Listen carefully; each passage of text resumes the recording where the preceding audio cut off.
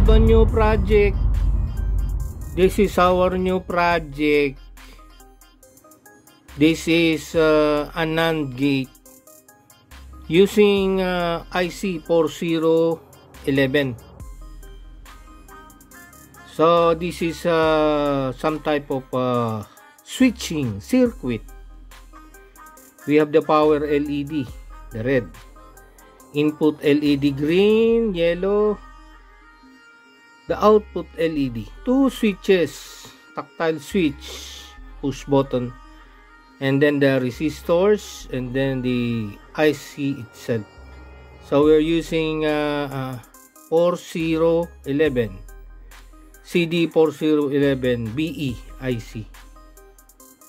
For making a NAND gate. So what is a NAND gate? It is just a switching circuit or a gate. We can power this by using this Samsung power bank, 5 volts.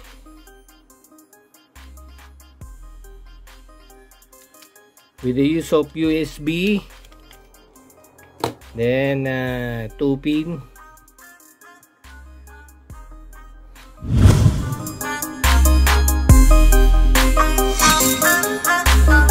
Okay, we now have the circuit.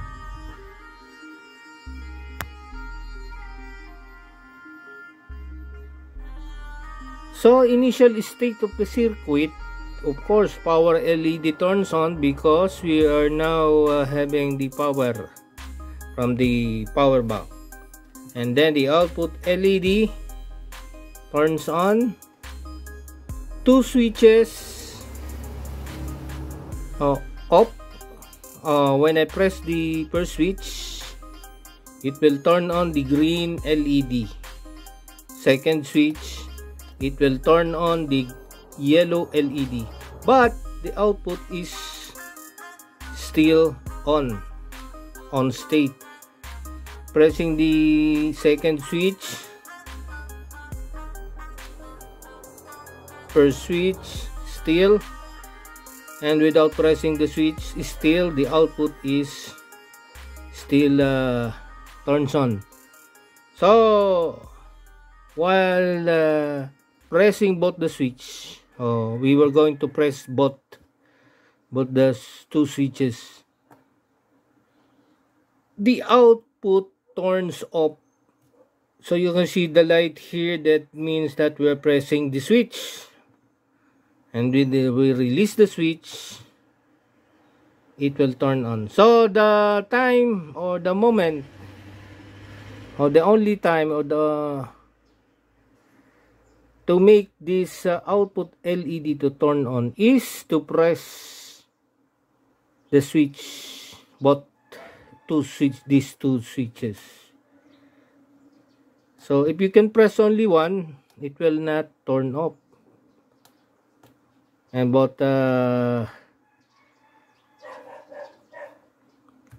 so this is a NAND gate, a switching circuit.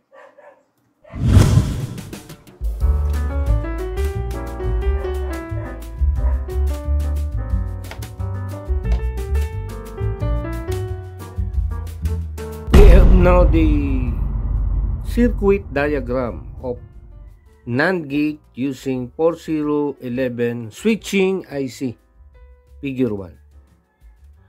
So the NAND gate has a electronic symbol, or we are using a symbol like this, some sort of a shape, and then bubble. Then that is the output. Into the input, we have two input. 4011 IC is a 2-input NAND gate.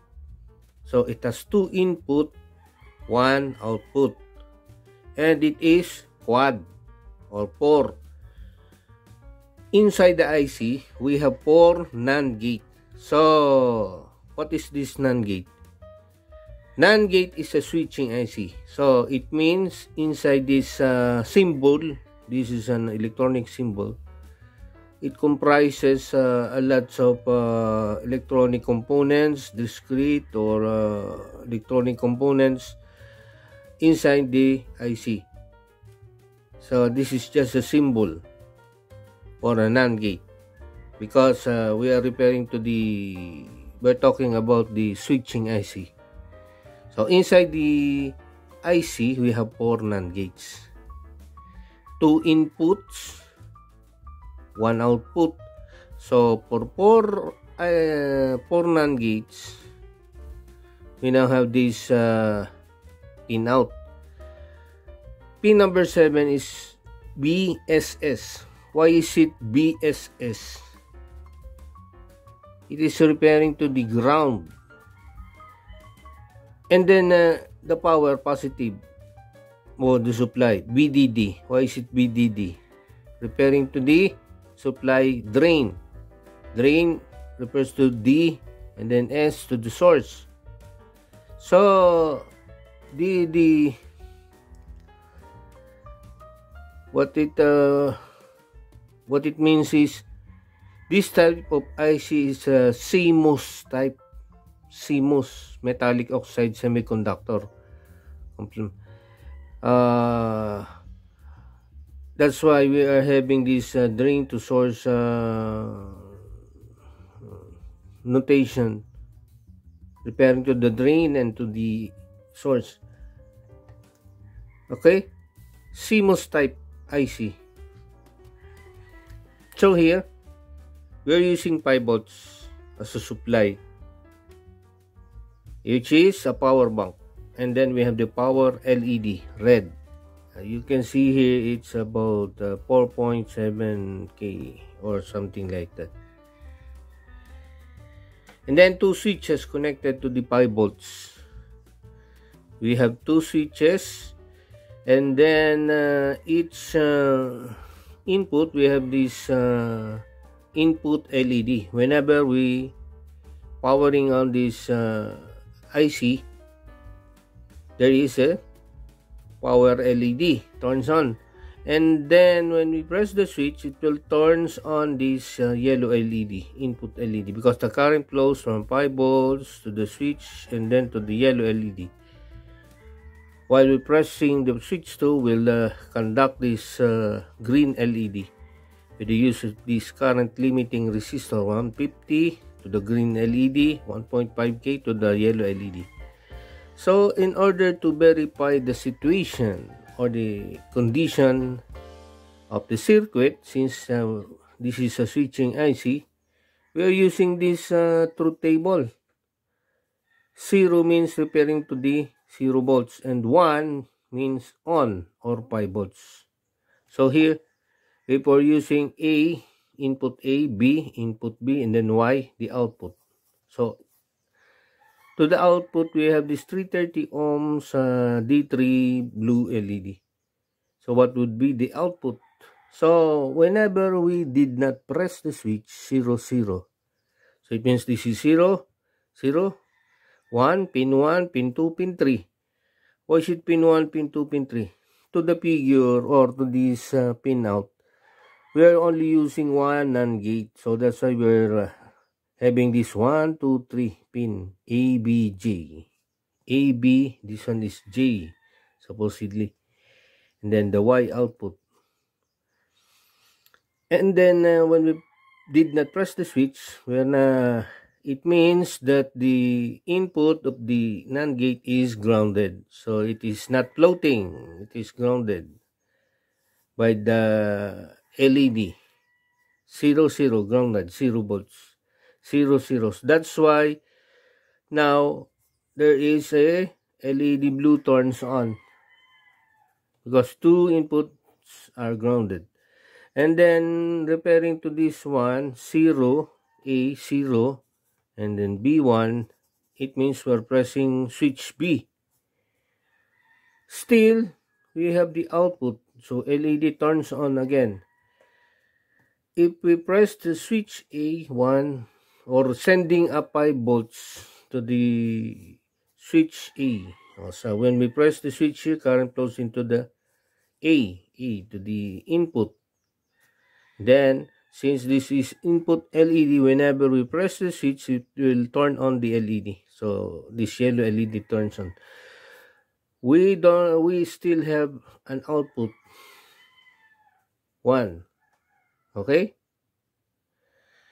And then if we both press the switch 1 1, pressing both switches, we don't have an output. So LED blue turns off.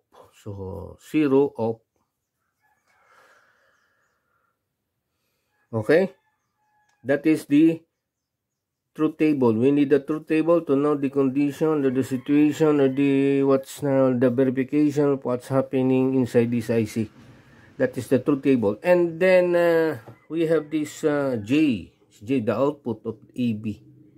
So A dot B, referring to this is a Boolean algebra, referring to the AND gate. So actually this is this one is an AND gate. Okay, with the use of bubble, it means it is a complement. So for the Boolean algebra, that is the way on how to solve the complex switching IC design. A dot B, if you don't have yet the bubble, A dot B referring to the AND gate. Okay, A dot B. But with the use of this bubble, we're now getting A dot B to the complement. This is a complement, sometimes called a bar or a nut or complement. A dot B complement. So J is A dot B complement. K, the output, is CD, the input, CD complement. L, EF complement. G dot H complement. M. So usually this one is from the college classroom studies discussion. Also, so that is the use of NAND gate or the SPOR011. You can use to the input. You can use a sensor and verify the output by using this truth table. So the NAND gate is just an inversion of AND gate. AND gate with the bubble to the output AB.